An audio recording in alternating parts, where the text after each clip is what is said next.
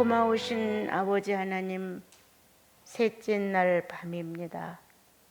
마음도 깊어지게 하소서. 우리들의 모든 삶의 아름다운 결실들이 주님을 향해 잔치하게 하옵소서. 날마다 성령 충만은 바로 우리에게 축제의 날을 날마다 허락하셨습니다. 그 축제 안에서 우리는 축제의 본질을 깨닫고 그 안에 좀 더 질 좋은 결실을 맺어 내 아버지 앞에 내놓을 수 있을 만큼 성령의 수고와 그리스도의 구원의 능력이 저희들을 이끌어왔다고 증언하게 하시옵소서. 오늘도 저희들 가슴 안에 새로운 지식을 넣어주심으로 새롭게 일어나 지난날같이 망령된 행실을 하지 않도록 주님 성령의 새 옷을 입혀주옵소서. 예수님의 이름으로 기도합니다. 아멘.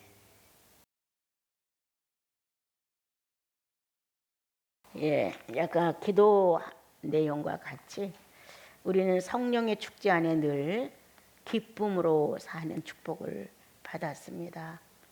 성령 받고 마음이 새로워졌을 때 나와 여러분은 너무나 이 가슴 속에서 뛰는 실제의 어떤 살아있는 감정이 하나님을 향해서 소리치고 또 죽어있던 것 같은데 인간성 안에 소리쳐 주어서 새롭게 새로운 어떤 의미를 가지고 활발하게 움직일 수 있었습니다. 성령을 받은 그날 그 이후로 우리는 누구나 다 달라집니다. 새 것으로 단장을 하고 새로운 마음으로 출발하고 새로운 설계를 하고 새로운 소망을 갖는 것은 예수 그리스도와 같은 사람이 되기를 갈망하는 마음이 우리 안에 존재하게 됩니다. 성령 충만하면 이 땅에 어떤 기쁨도 비교할 수가 없습니다. 사람은 낭망하고 슬픔에 잠기고 아픔을 느끼고 여러 가지 실패 속에서 어려움을 겪고 여러 가지 감정 변화가 어마어마하게 지나가지만 성령 받고 나면 성령 안에서 이 세상의 무거운 짐들은 그렇게 나를 너무 고통스럽고 힘들고 죽을 만큼 어렵고 이렇게 감각이 오지 않습니다. 오히려 우리 마음 안에 어떤 담대성 그리고 하나님의 자녀의 신분에 맞는 나를 만들고자 하는 새로운 결심, 결코 죄에다 나를 넘겨주지 아니하리라. 지난날같이 어려운 그 모습으로 정말 감정의 사람이 되지 아니하리라. 이러한 어떤 색다른 생각이 가슴속에 있으면서 맨날 설레이죠. 오늘은 어떤 마음으로 주의 성령과 연합을 하고 또 오늘은 어떻게 기도를 하여서 주님과 교감을 이루고 오늘은 어떤 선한 행동을 하여서 그리스도를 기쁘게 해드릴까. 이렇게 날마다 이 가슴 안에서 설레이는 마음은 축제예요. 그리고 내 자아를 한번 뒤로 살짝 밀어놓고 성령을 인정했을 때 솟아오는 안도감과 기쁨과 평안, 내가 자녀의 신분에 맞는 행동을 했다는 감사, 숨길 수 없다고 저는 생각을 해요. 정말 미련퉁이처럼 어리석은 자처럼 아니면 꾀를 내어 죄를 짓는 자처럼 그렇게 막 살았어요.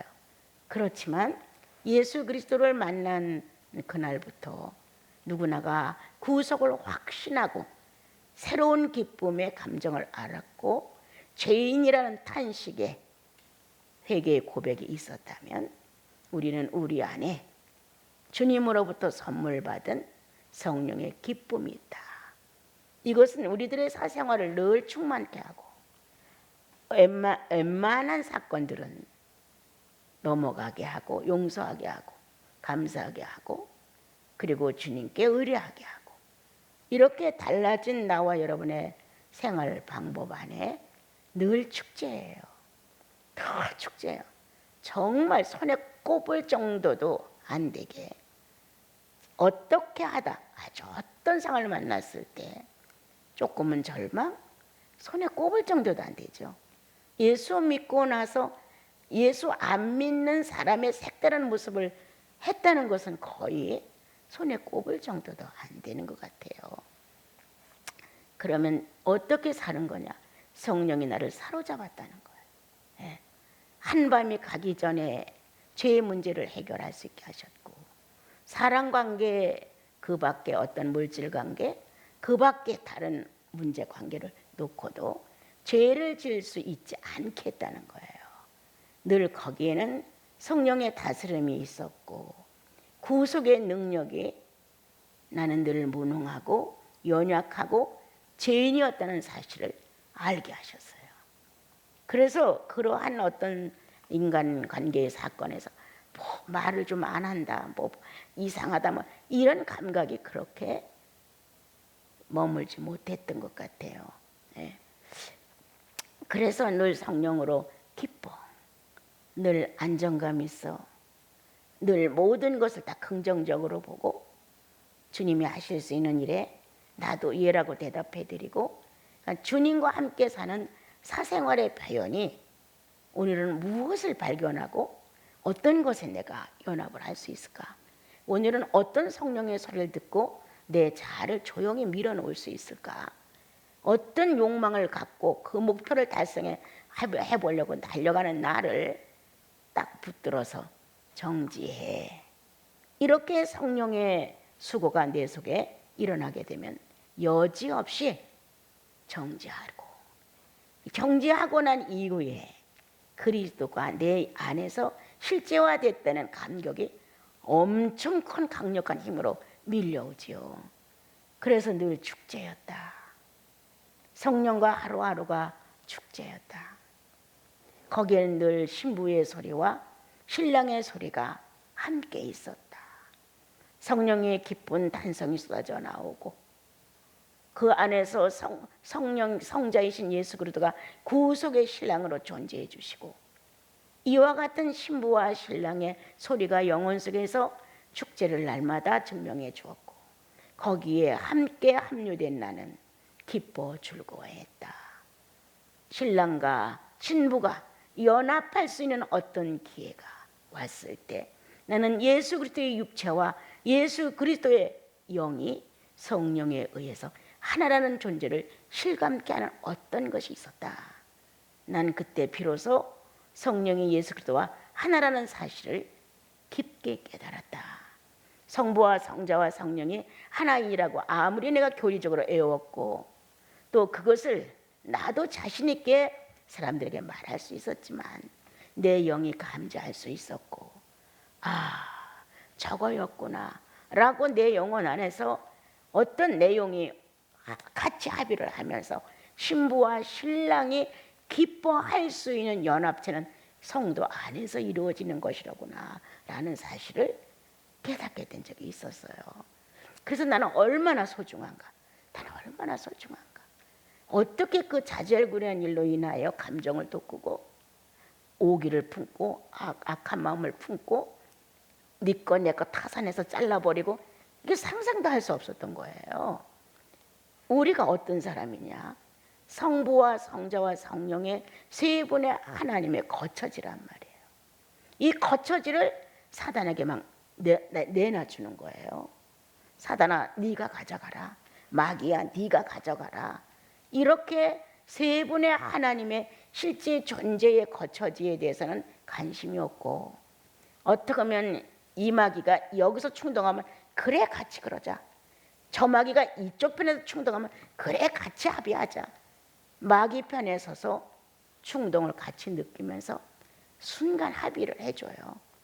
이렇게 살아가는 삶이 계속적으로 진행된다고 한다면 나는 진리가 있지 않아, 이런 마음을 품게 됩니다. 결코 나를 내줄 수 없죠, 마귀에게. 만약 어쩌다 내주면 밤에 잠을 이룰 수 없죠. 부끄러워 견딜 수가 없죠. 죄송해서 그냥 온몸을 땅에 바짝 대고 용서를 빌을 수밖에 없는 그분의 실제 살아있는 존재가 난 내 의식보다 항상 크다고 생각하거든요. 누가 나를 그렇게 굴복을 시켜요?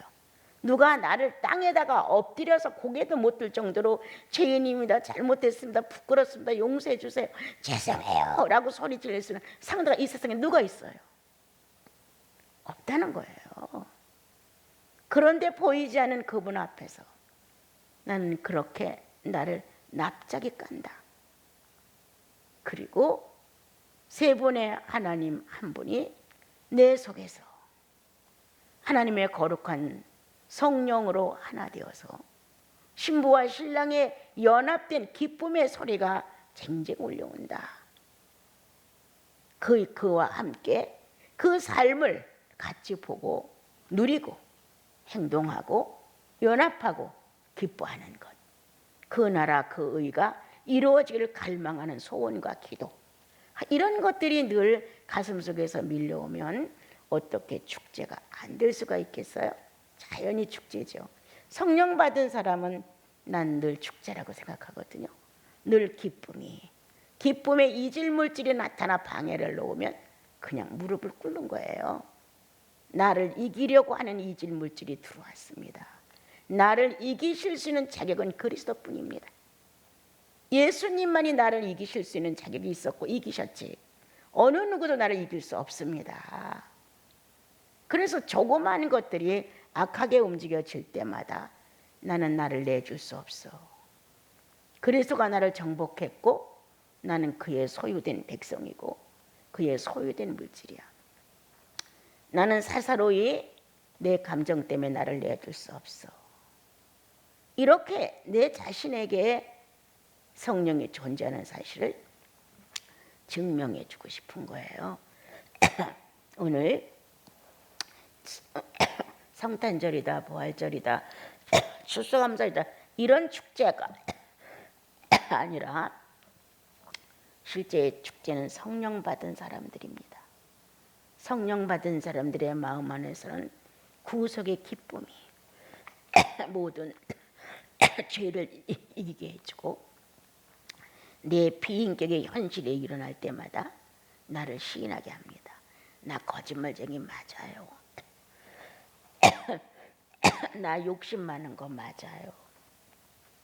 나 질투하는 거 맞아요. 이렇게 비인격이 일어나 나를 비참하게 만들 때 아니에요, 이게 아니라 맞아요.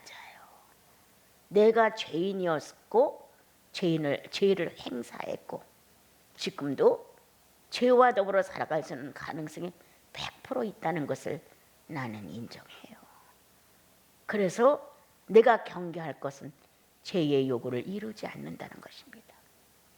성도의 마땅한 바 경계는 죄의 요구를 이룰 수 없다는 거예요. 그러한 축복을 받은 나와 여러분, 오늘도 성령 안에서 축제입니다. 세 번째 날 우리들은 축제를 선물 받은 사람들이에요. 날마다 기쁘죠? 굉장히 심각해질 때도 있죠? 왜? 사랑하는 대상에게 어떻게 해드릴까가 고민이기 때문에 아주 심각해질 때도 있어요. 이렇게 뭔가 내가 원하고 있는 내 영혼 안에 소원을 이루고자 하는 내용이 정말 설레게 만들잖아요. 오늘은 성부께서, 또 어느 날은 성자께서, 어느 날은 성령께서, 이렇게 세 분의 형상이 현실에서 어떤 모양으로 변형이 되어 오는 거예요. 무시하는 변형, 누군가가 나를 악담하는 변형, 이렇게 세 분의 그 감미로움 속에서만 이상적으로 살려고 하는 나에게 내 근본이 그렇지 않다는 걸 알리기 위해서 현실은 반대의 입장을 취하고 나에게 달려들어요.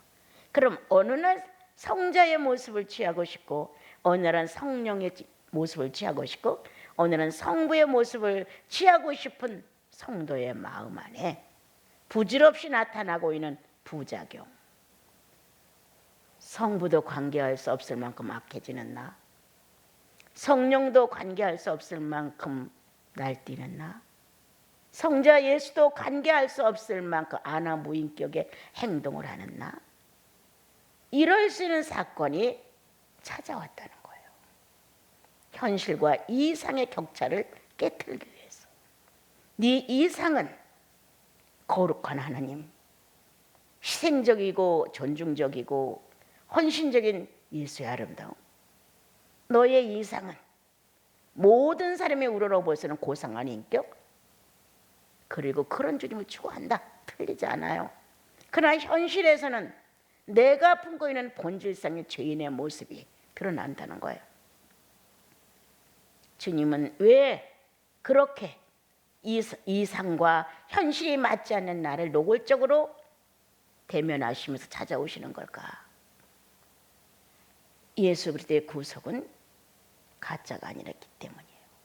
그게 어떤 정신이나 어느 육체의 감정이나 이상으로 머무르지 않는다는 것을 입증하기 위하여 주님은 그렇게 다가오시죠. 그래서 성자가 상대할 수 없었던 그 사건, 성령이 조금도 그 안에서 일처리를 할 수 없을 만큼 완강하게 나왔던 그 사건, 성자 예수 그리스도의 구속이 부끄러워 도망을 칠 만큼 강한 죄의 의지로 폭발했던 그런 사건을 놓고 우리는 아무렇지도 않은 감정을 가질 수 있다는 거예요. 그래서 주님이 우리가 믿는 예수는 말만의 예수가 아니라는 사실을 증명하시기 위하여 현실은 내 이상과 관계없이 더 반대의 강력한 힘으로 찾아오죠. 네, 그렇습니다. 아주 고상한 인격으로 말하면서 살고 싶은 나에게 뭐 그래? 하고 얼굴이 막 뻘거지고 이 혀에서 막 죄악이 튀어나오고 막 이렇게 만들죠. 얼마나 우스꽝스러운 격차냐. 이상은 그렇게 고상한 나를 만들고자 원하지만 현실의 죄의 본질은 악인이다. 이와 같은 걸 조절하기 위하여 주님은 우리들의 삶에 잔잔하고 또한 약하고 강력한 여러 가지 종류의 시련을 보내주신다는 거예요. 근데 그것도 거의 다가 사람과 사람 사이에 대립되는 인격관계입니다.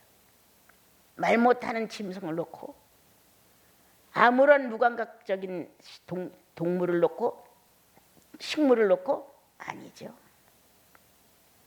대립될 수 있는 감정을 가진 사람을 놓고 그래도 각자가 자기 이상이 안 깨어지면 그것이 조각이 안 나면 자기는 계속 괜찮은 사람으로 자기를 붙드는 거예요. 본인은 10사람에게 상처를 줬는데 자기는 단 한 사람을 통하여 상처를 받은데 10사람에게 상처를 준 거는 생각을 못하고 나가 어느 한 사람을 통하여 상처를 받은 게 너무 큰 거예요. 이런 식의 신앙을 갖는 사람들이 많이 있습니다. 살펴봐야 합니다. 그리스도의 신앙은 그렇지 않습니다.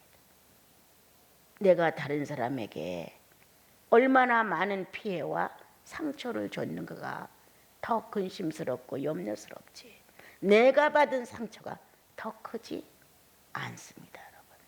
내가 받은 상처가 더 크다는 비유를 갖게 되면 악인이 쉽게 됩니다. 반드시 그는 보복을 하고 싶고 어찌하든지 내가 너를 이기고 싶고 어찌하든지 너 정도는 내가 이렇게 선하게 넣고 싶고 뭔가 거기에서 자기 어떤 만족스러운 출구를 찾기 위해서 그렇게 되기가 쉽습니다. 그러다 보니까 우리는 예수 빼놓은 다른 예수로 신앙을 갖습니다. 예수 그리스도의 구속이 없는 다른 구속으로 신앙을 갖습니다. 그러므로 우리는 스스로 이단의 길을 자처하고 있는지도 모릅니다.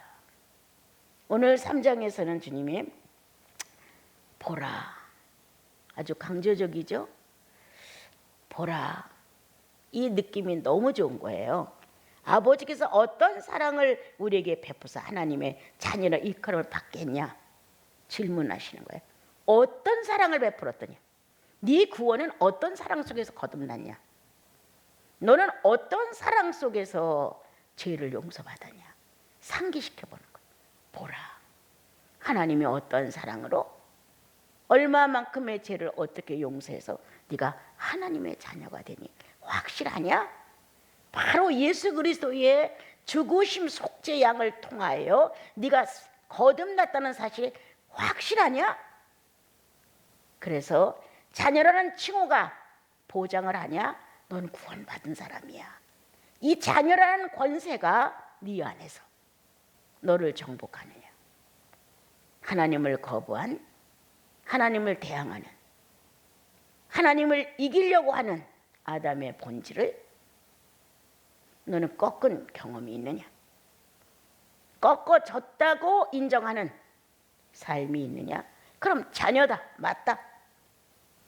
그러나 네가 그것이 없다면 하나님의 어떤 사랑의 가치성에 대하여 너는 아무것도 모른다. 그럼 자녀라는 신분이 없는데 어떻게 세상을 이기냐? 자녀라는 신분이 없는데 어떻게 자기를 부인할 수 있겠느냐? 자녀라는 신분이 없는데 어떻게 성령의 보장을 하겠느냐? 할 수 없다는 거예요. 이 성경은 엄청 노골적입니다, 여러분. 뭐 사정 봐주고 인정 베풀고 동정하고 절대 아니에요. 내가 너무 몰랐던 신앙 어릴 때 나는 하나님께서 나는 동정할 줄 알았어요. 그런데 창세기를 읽다가 이 첫사람 아담도 아무것도 모르고 하나님이 만들어 놓은 하나님의 물체였어요. 그런데 선악과를 따먹지 말라는 명령에 익숙하지 못한 채 손을 댐으로 인하여 추방당하는 모습을 딱 봤을 때 그때 나는 하나님의 냉정성, 내가 만들었어, 내 형상과 모양을 집어넣었어, 장차 내 사랑의 대상이야. 하나님의 거룩한 큰 계획이 아담과 더불어 있었어. 확실하단 말이에요. 그런데도 불의를 행했을 때, 비진리를 선택했을 때 여지없이 내쫓는 모습을 보고 나는 주님의 냉정성에 대하여 깊이 생각해 봤어요. 사랑, 긍휼 아무리 그래도 불법과는 타협할 수 없는 거분. 아무리 내 새끼고 내 자식이고 내 마누라 할지라도 진리에서 어긋나면 어긋난 사실을 그대로 들추어서 해결을 하는 주님의 모습을 보고 다시 로마서로 왔었을 때 원가지도 아끼지 않고 잘랐던다. 이방인 너희들 격가지야. 잘못하는 것 잘리는 것쯤은 아무것도 아니야. 여기에서 내가 깜짝 놀랐어요. 원가지인 유대인도 주님이 잘라버렸는데 이방인인 너희들이야. 그 가지치기 하는 거야. 얼마나 쉽냐. 이 내용이 나한테 밀려왔을 때 또 한 번에 하나님의 엄중한 공의는 언제든지 존재한다는 거예요.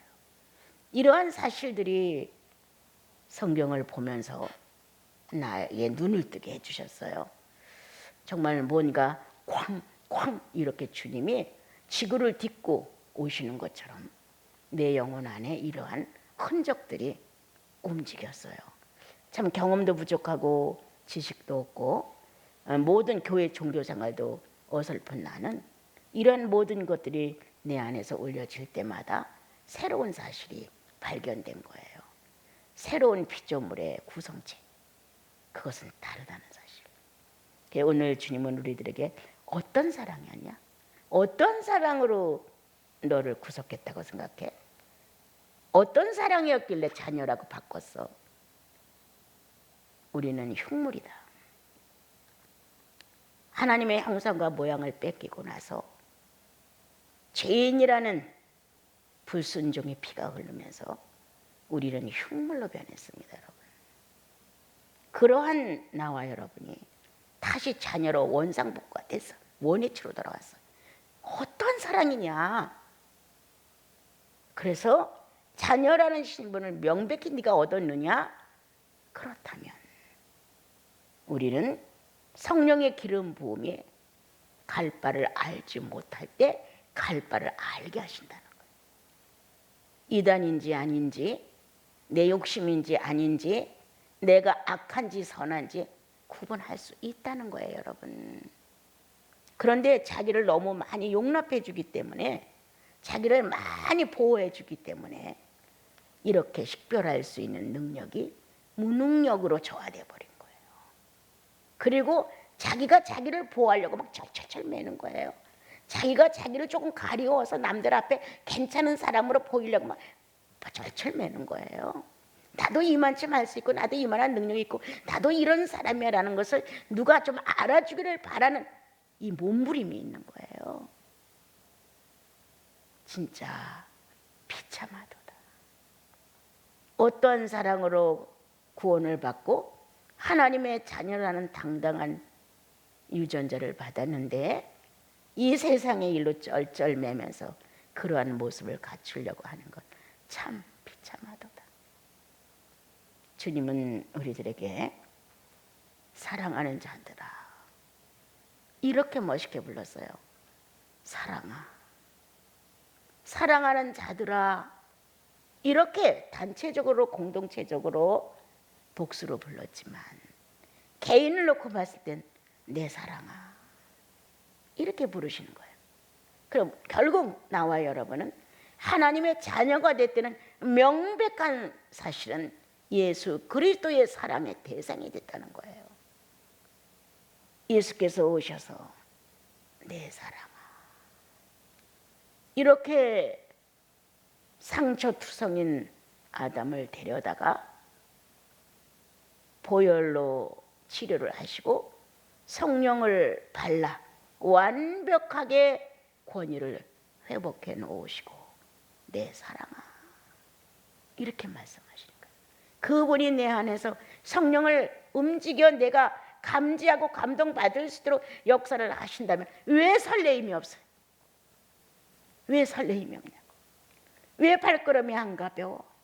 날마다 나와 여러분의 영혼은 성령과 연합된다는 사실에 설레임과 기쁨이 넘치죠. 축제죠. 밟으면 꿈틀거릴 수 있다. 그것까지 부인하는 건 아니다. 내가 감당하지 못할 만큼 어려우면 힘들 수도 있다. 그거 부인하는 것 아니다. 그러나 그것보다 더 중요성 있게 나와 여러분의 안에 아주 모든 걸 잡아당길 수 있는 무거운 중량이 도사리고 있다. 내가 세상을 이겨노라. 내가 세상을 이겨노라는 주님의 명백한 승리의 이기심의 중량이 우리 영혼 안에 꽉 차 있는 거예요. 비굴한 얼굴 모습, 비비꼬금 비양거리는 말투, 그냥 어떻게 해서도 상대를 제압하려고 독을 품고 쌍말로만 아주 감정이 쌍스럽게 막 튀어나오는 거 상상할 수도 없죠. 우리 이렇게 주님은 오늘 사랑하는 자들이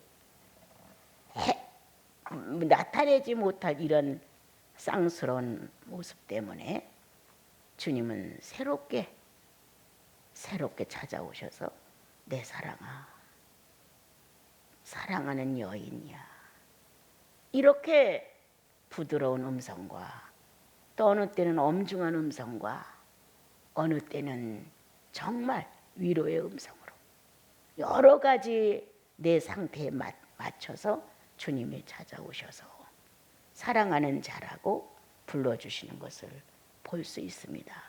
지금은 이렇지만 장차는 그와 같을 것이다. 본질이 같아진다는 거예요. 네. 그의 형상과 모양으로 만들어진 자체가 회복되어서 그 모습을 하나님이 보신다는 거예요. 나와 여리 보는 게 아니라.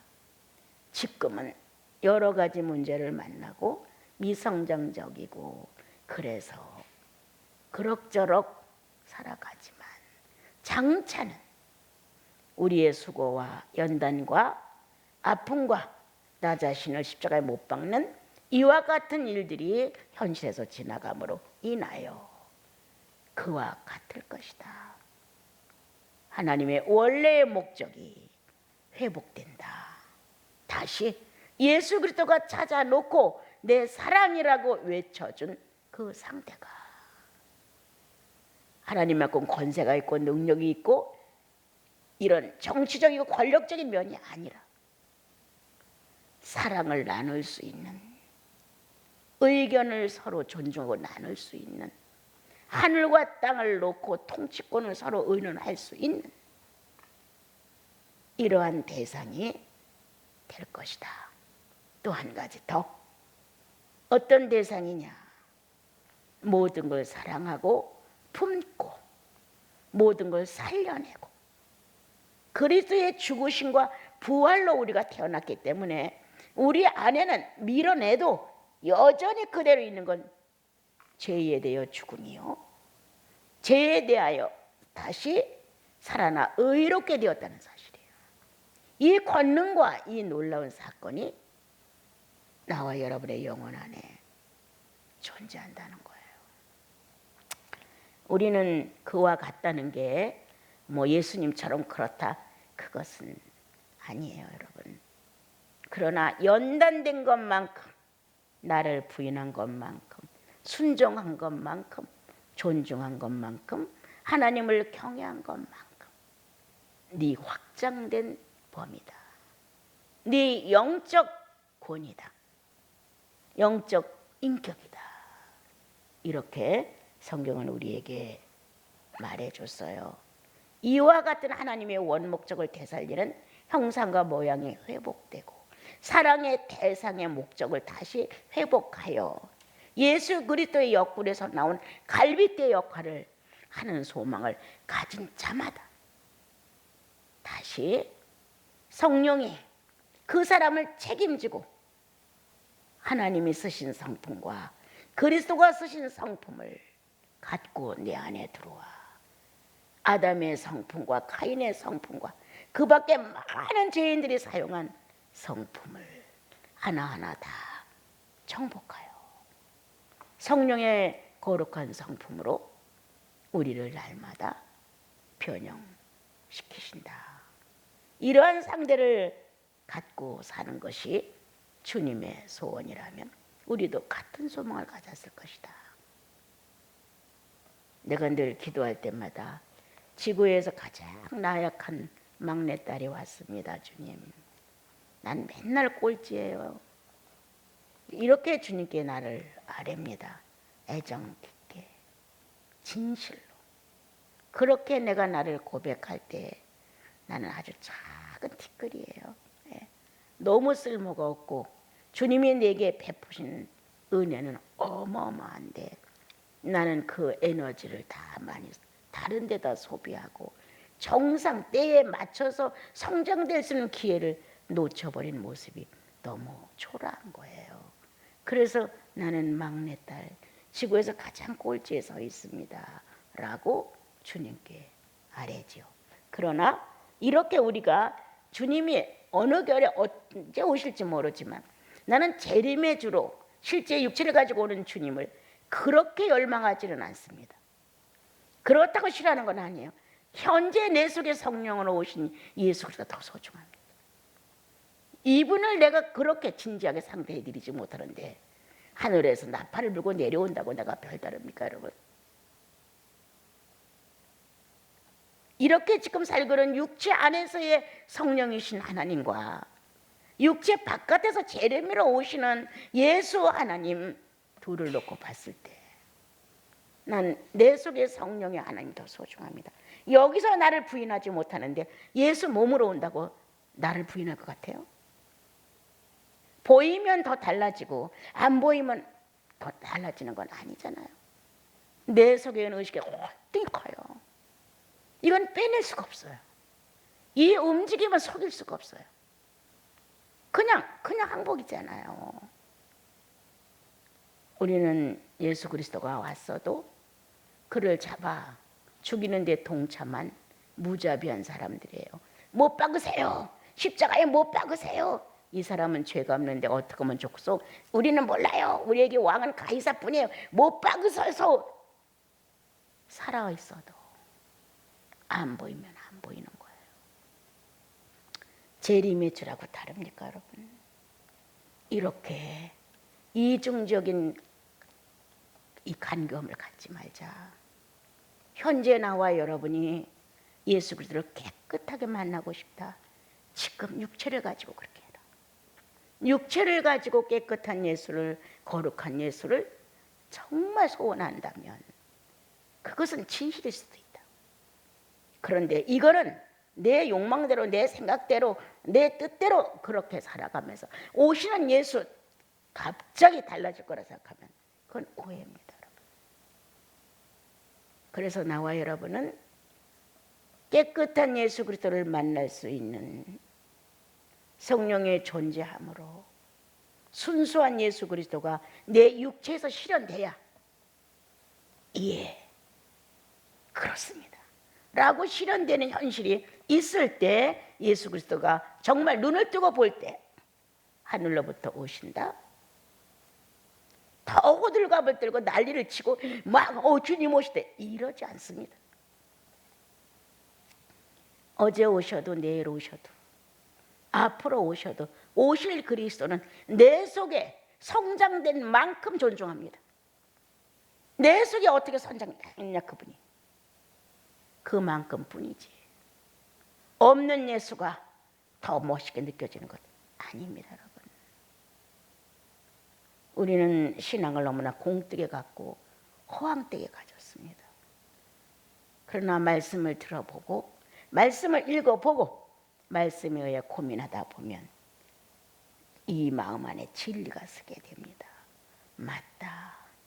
내 속에 존재하는 주 하나님을 내가 멸시하면서 오실 주 하나님은 내가 다르게 볼까? 아니에요. 절대 아니에요, 여러분. 보이는 형제를 사랑하지 않고 보이지 않는 하나님은 사랑할 수 없어. 똑같은 거예요, 여러분. 오늘 주님은 나와 여러분에게 깨끗한 죄를 짓는 자마다 불법을 행한다고 했어요. 우리 어제도 했죠? 오감을 벗어나지 못하는 내 자신을 보면 얼마나 죄가 깊은지를 알 거예요. 오성을 다스리지 못하는 자신을 보면 얼마나 무기력한지 알 거예요. 말만 예수쟁이지 실제로 예수의 어떤 능력적인 면이 나타나지 않아요. 뭐가 기도예요? 나와 여러분의 기도는 그리스도가 나를 이기셔야 되는 거예요. 나는 그분 앞에 낮아지고 나는 부인되고 오직 예수 그리스도만이 나를 정복하고 다스릴 수 있는 통치권을 가지고 불법이 없는 의인의 시대를 만들어가는 거잖아요. 그것이 오늘 예수 믿는 나와 여러분이 가져야 태도인가 아닌가 싶네요. 6절을 보게 되면 예수님 안에 거하는 자는 범죄하지 아니하나니 범죄하는 자마다 그를 알지도 보지도 못하였고 그를 알지도 못하느니라. 자녀들아 아무도 너희를 미혹하게 하지 못하게 하라. 의를 행하는 자는 그의 의로움과 같이 의롭고 이렇게 그의 의로움과 같이 의롭다. 그리스도의 구속이 100% 완전하게 의롭다면 내가 받은 구속도 완전하게 의롭습니다. 이거는 변질이 불가능합니다. 그건 내 의로움이 조금이라도 첨부된 게 하나도 없고 오직 하나님의 의로움으로 그리스도의 속죄의 헌신의 제물의 바침의 의로움으로 우리가 그 대가로 의로움을 선물 받았습니다. 하나님께서 의로움을 취소하거나 빼앗아 가신다면 몰라도 이 의로움을 삭제할 사람은 아무도 없습니다. 하나님이 나에게 의롭다고 인정을 했으면 나는 증명하고 살아야 합니다. 그분이 인정한 사실을 증명하는 건 납니다. 주님이 의로우심으로 나도 의롭습니다. 이렇게 인정을 했다면 증명해라. 네가 죄를 싫어하는지 보여라. 네가 악한 것이 있다고 하는 사실을 하나님 앞에 고백을 해봐라. 이렇게 성경은 우리를 적나라하게 빚어줍니다. 그냥 슬슬 읽어내려 갔죠. 성경 보래니까 안 볼 수 없어서 그냥 이렇게 읽었죠. 그리고 자기는 죄와 관계없는 자로 알았죠. 죄를 짓는 자는 다 불법이야. 그냥 읽은 거예요. 내가 불법이라는 생각 못하는 거예요. 그러고도 우리는 꽤나 예수를 아는 것 같고 자기는 굉장히 경험도 있는 것 같고 성령을 체험하여 깨닫는 것 같고 착각이에요. 정말 우리는 무서운 착각 속에 있으면서 헤어나지 못하고 있는 비극의 삶을 살고 있는지도 몰라요. 근데 이건 하나님이 허락한 게 아니에요. 본인이 선택을 한 거죠. 자, 그 다음에 8절로 이제 우리 같이 한번 읽어요. 시작. 죄를 짓는 자는 마귀에게 속하나니 마귀는 처음부터 범죄함이라. 하나님의 아들이 나타나신 것은 마귀의 일을 멸하려 하심이라. 예. 자, 죄를 짓는 자마다 마귀에 속하였나니 내가 어떻게 하느냐에 따라 내 구원이 증명되는 거예요. 내가 말로 아무리 구원을 증명해도 소용없어요. 죄를 짓는 자마다 마귀에 속하나니 마귀는 처음부터 범죄함이라. 예. 에덴에서부터도 범죄, 또한 영계에 있을 때도 범죄. 이렇게 미완성적이고 연약성을 쫓아다니며 하나님 나라를 회방하는 거예요. 예. 아주 이간을 붙이고 송사하고 아주 못된 짓은 다 하는 거예요. 이러한 자아의 본성으로 우리가 살고 있다.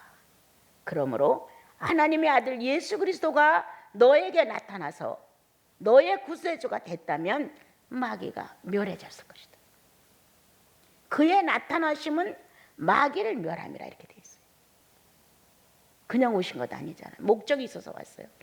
마귀를 멸하려고, 죄의 본질을 삭제하려고, 소멸시키려고. 그래서 나와 여러분이 이것을 긍정적으로 예라고 받았다면 반드시 그 예라고 떨어진 자리에 흔적이 있다는 거예요. 마귀를 없이 하신 예수의 공로가 확실하게 있다는 거예요. 그래서 나와 여러분이 현실을 살면서 마귀 짓을 하고 나면 너무너무 괴로운 거잖아요. 마귀 짓을 하고도 정당하게 자기의 정당성을 따진다면 그건 이해할 수가 없는 거예요. 대화가 안 되는 거예요. 오늘 주님 나에게 용기를, 모든 성도에게 용기를, 그분의 나타나심은 마귀의 일을 없게 하시려고 나타나셨다. 내게 나타나셨다. 내 영혼 속에 주님으로 나타나셨다. 그렇다면 마귀의 일은 끝나야 한다. 절대 아니죠, 여러분. 사람은 다 속일 수가 있어요. 시야에서 멀어지면. 그러나 성령은 속일 수가 없습니다. 난 이 주님이 좋아요. 보이는 주님, 시야에서 멀어지면 나를 간섭할 수 없어요.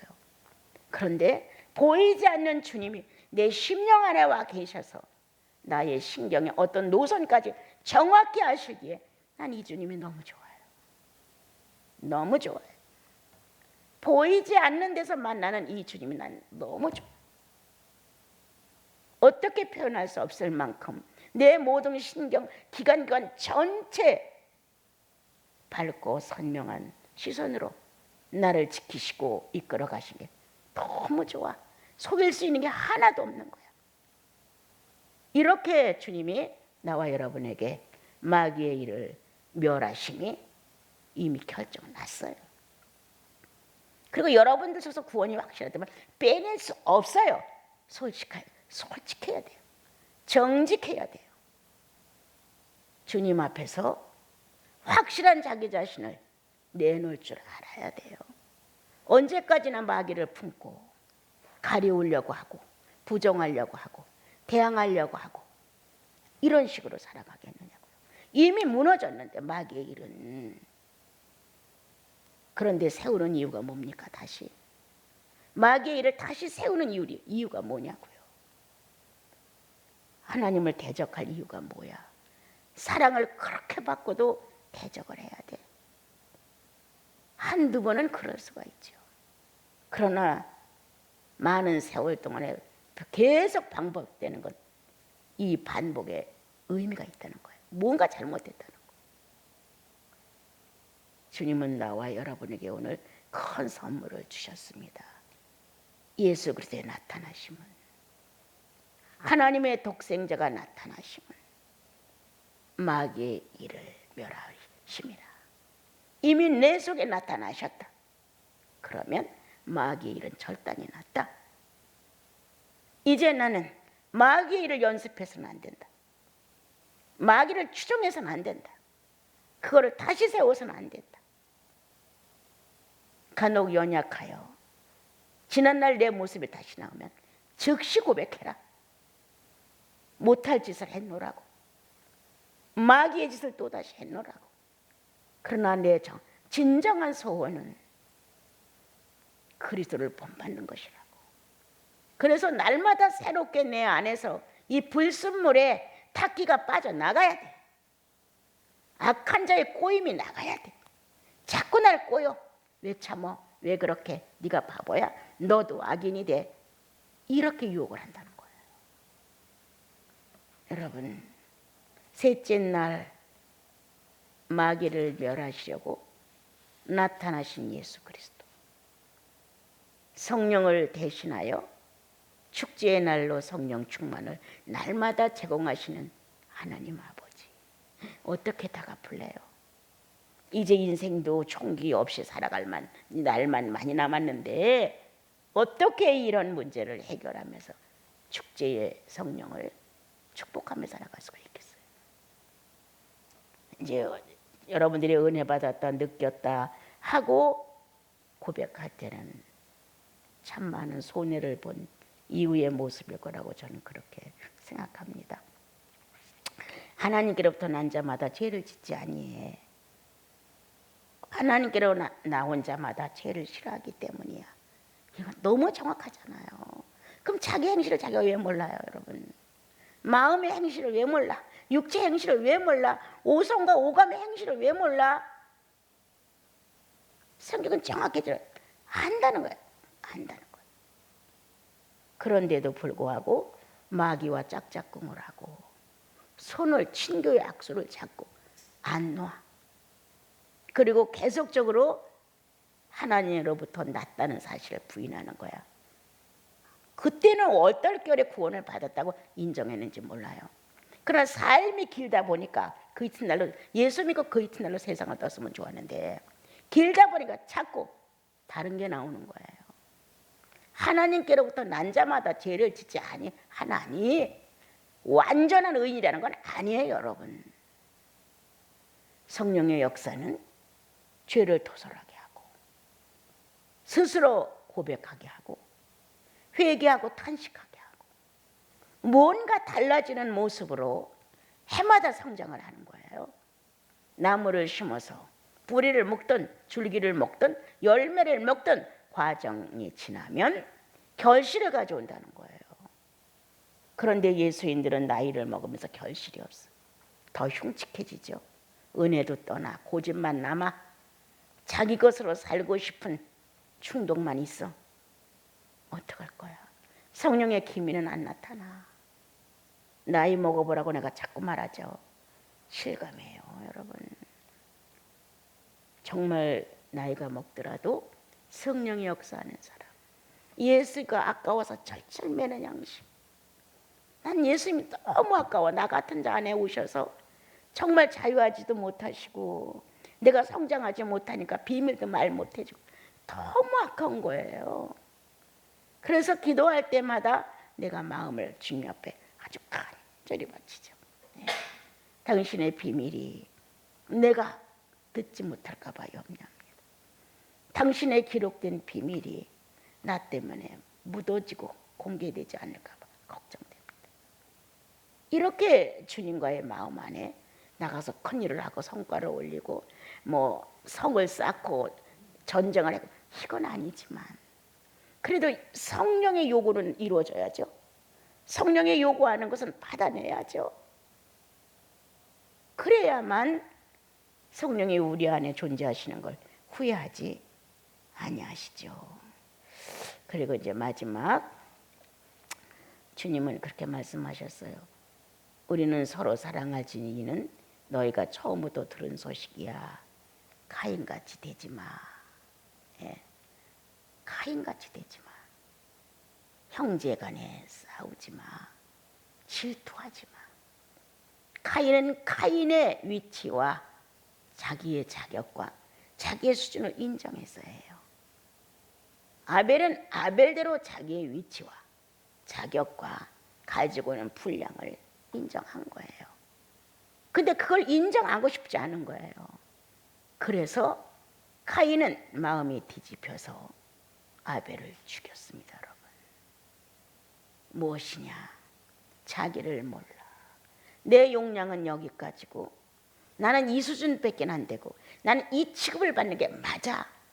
나는 30점의 취급을 받는 게 맞는데 50점, 60점의 취급을 안 해준다고, 그 격에 맞춰서 나를 상대해 주지 않는다고 그냥 폭발을 하는 거야. 가슴에서 분노가 쌓이면서. 이게 카인이었다는 거예요. 아버지 아담은 왜 카인을 붙들고 비밀을 말할 수 없었을까? 왜? 수준이 안 되니까. 아벨을 만나면 눈빛으로라도 하나님의 생존을 서로 비밀 통로를 통하여서 교감을 했다는 거예요.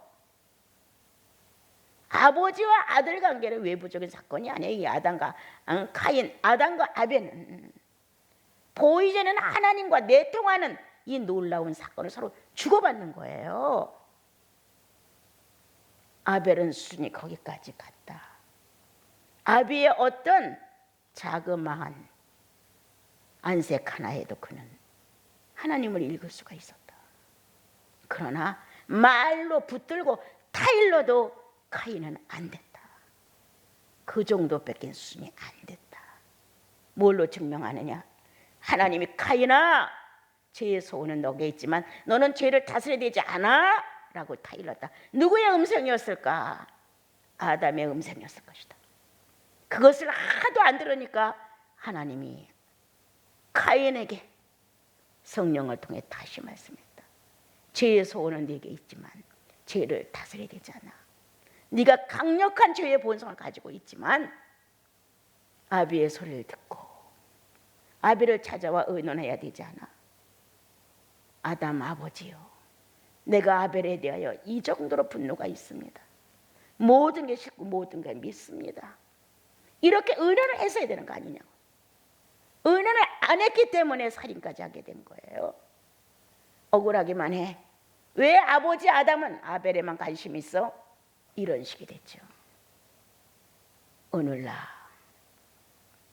하나님과 함께 의논하지 않는 카인이 아닌가.